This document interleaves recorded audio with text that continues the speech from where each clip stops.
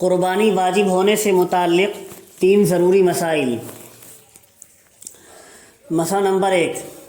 یاد رہے نصاب تو ایک ہی ہے، زکوٰۃ کا بھی، قربانی کا بھی، صدقہ فطر کا بھی، کہ 52.5 تولہ چاندی کی مالیت آدمی کے پاس ہو، جس کی 612 گرام 360 ملی گرام چاندی آج کے گراموں کے اعتبار سے بیٹھتی ہے، بازار میں اور اپنے علاقے میں معلوم کر لی جائے وہ کتنے کی ہے۔ اصل نصاب وہی ہے۔ فرض کر لو 40,000 روپیے 52.5 تولہ چاندی کی قیمت بیٹھ رہی ہے، تو اگر تھوڑا سونا ہے آدمی کے پاس، تھوڑی چاندی، تھوڑا پیسہ، اور ملا کر 40,000 روپے کی قیمت کو 40,000 روپے کی مالیت بن رہی ہے، تو اور اس مال پر سال بھی گزر جاتا ہے، وہ 40,000 روپے کی مالیت ہمارے پاس رہتے رہتے سال بھی گزر جاتا ہے، اور مال بڑھوتری والا، زکوٰۃ میں یہی شرط ہے سال گزرتا ہو اور مال بڑھوتری والا بھی ہو، جیسا کہ سونا چاندی یا مال تجارت، تو اس پر زکوٰۃ فرض ہو جاتی ہے۔ لیکن بس فرق یہ بتانا ہے زکوٰۃ میں اور قربانی صدقۃ الفطر میں۔ زکوٰۃ میں تو یہ شرط ہے کہ مال پر سال گزرے، مال بڑھوتری والا ہو، جیسے کہ مال تجارت، سونا چاندی، لیکن قربانی اور صدقہ فطر کے واجب ہونے میں بس اصل بات یہ سمجھنے کی ہے، مال پر نہ تو سال کا گزرنا شرط ہے اور نہ مال کا نامی ہونا شرط ہے، نہ مال کا بڑھوتری والا ہونا شرط ہے۔ یہ سمجھیے اصل مسئلہ کہ 40,000 روپے کی مالیت اگر آدمی کے پاس قربانی سے 1 دن پہلے آئی تب بھی قربانی واجب ہو جائے گی، اور 40,000 روپے کی مالیت رمضان کے اگر آخری دن میں آئی تب بھی صدقۃ الفطر واجب ہو جائے گا۔ اور زکوٰۃ میں تو مال تجارت ہونا ضروری ہے، سونا چاندی ہونا ضروری ہے، لیکن قربانی اور صدقہ فطر واجب ہونے میں کیا ہے؟ اس میں تو یہ ہے کہ اپنے استعمال سے زائد، اپنی ضرورت کا جو استعمال کا سامان ہے، اپنی ضرورت سے زائد ساز و سامان بھی اگر گھر میں 40,000 روپے کی مالیت کا رکھا ہوا ہے، ضرورت سے زائد، استعمال سے زائد ساز و سامان،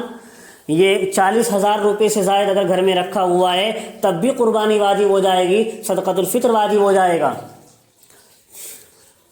اور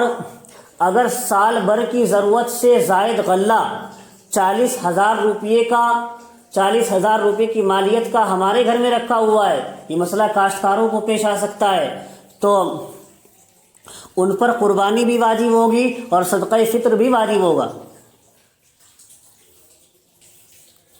بس یہ فرق ہے زکوٰۃ میں اور صدقۃ الفطر اور قربانی میں، نصاب تقریباً ایک ہی ہے۔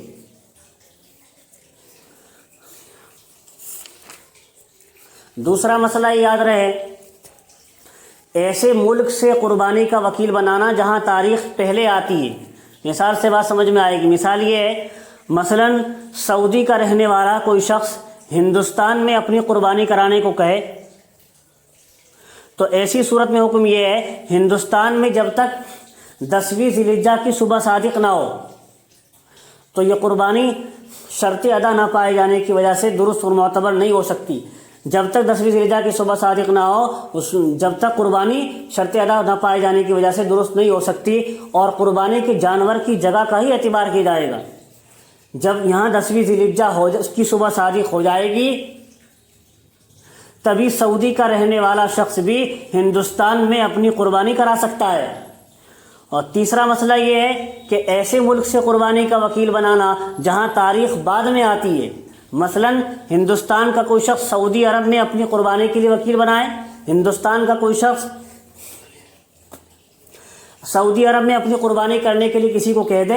تو ایسی صورت میں بھی حکم یہی ہوگا، یاد رکھنے کا ہے، جب تک ہندوستان میں 10ویں ذی الحجہ کی صبح صادق نہ ہو جائے، جب تک ہندوستان میں 10ویں ذی الحجہ کی صبح صادق نہ ہو جائے، اس وقت تک سعودی میں اس کی واجب قربانی ادا نہ ہوگی۔ کیوں؟ اس لیے کہ